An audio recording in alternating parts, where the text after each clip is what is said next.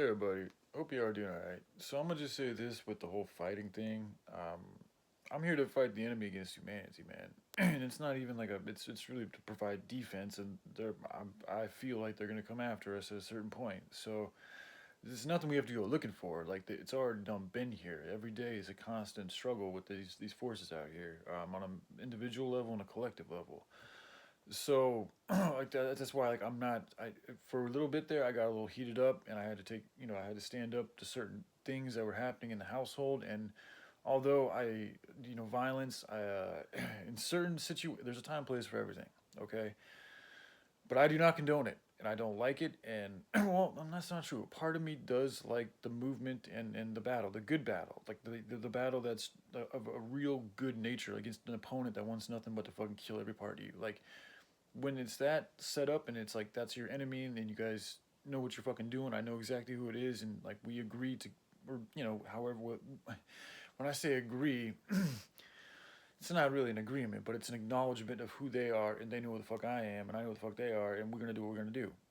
That part about it, because it's the movement. When battling is really all about, I mean, as everything is, it's all about movement, and that's like on the battlefield. That's where like your movement is what you choose to do has a very it can have a profound effect in a number of different ways, whether taking somebody's life or hurting somebody or having that happen to you. If you step the wrong way, you might get hit.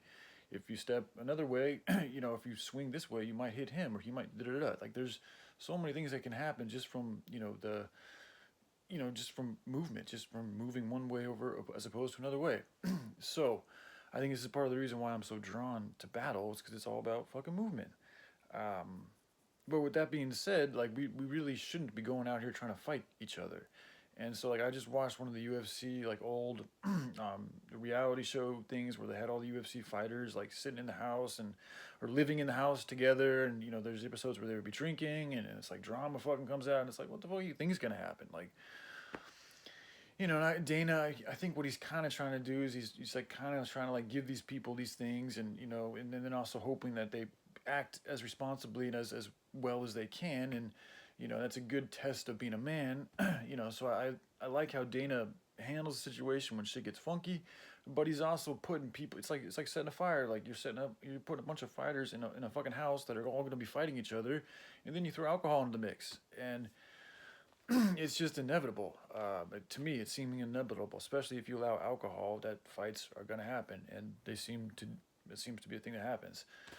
So anyway, and then I just saw John Jones talking about how he's commenting on everybody talking about when's he gonna fight and when's he gonna fight, and he's just sitting there drinking a coconut drink, kind of mocking people and shit. And it's just I I don't like it at all. Like I don't like the way people are like. I said my little thing about him because hey, that's what it looks like he's doing, dude. And I remember watching John Jones before he was who he is now, like 15, 20 years ago. And I'm just gonna say, I told my brother, like you can tell he taps into it. Like I feel like he taps into a very dark, destructive spirit. Like when he got into the cage, the way he would kind of crawl around and fucking like the face and demeanor I'd pick up off him was somebody that knew how to get in touch with like straight up destruction.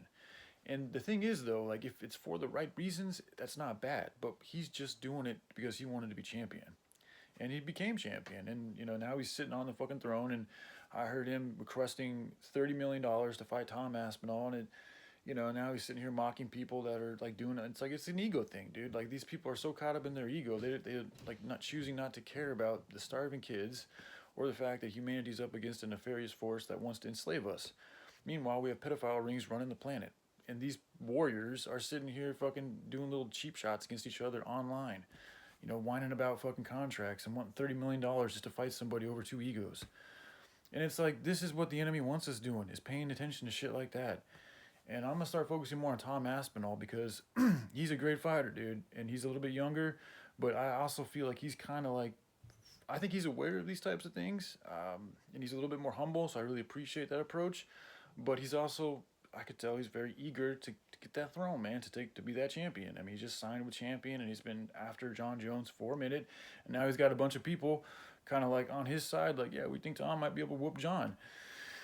So ultimately, I think it's best for us all to get over our own fucking egos, myself included, and acknowledge that there's a threat that's against all of humanity. And in order for as many of us to be to successful as possible, as many of us need to come together in a good way as possible. So the more shit like this that's keeping them fighting and like people not focusing on the things that really matter, the farther we are away from getting that good future. So unfortunately, people like John Jones and even Tom, in his own way, they choose to do what they do, and I know they got agreements and contracts, and this is also what gets in the way of people speaking on things because they become afraid of losing money, but when they already have plenty of money, and it's like that's when you sell out, when you allow people to fucking give you money so that you sell them products, but in return you keep your mouth shut. Like that's it's not good, man. And then this is why I think it's hard for people to speak on the truth and even be real in relationships because they literally have sold their authenticity to make more money, and it's sad, dude. But anyway, I just thought I'd share that. All right, please.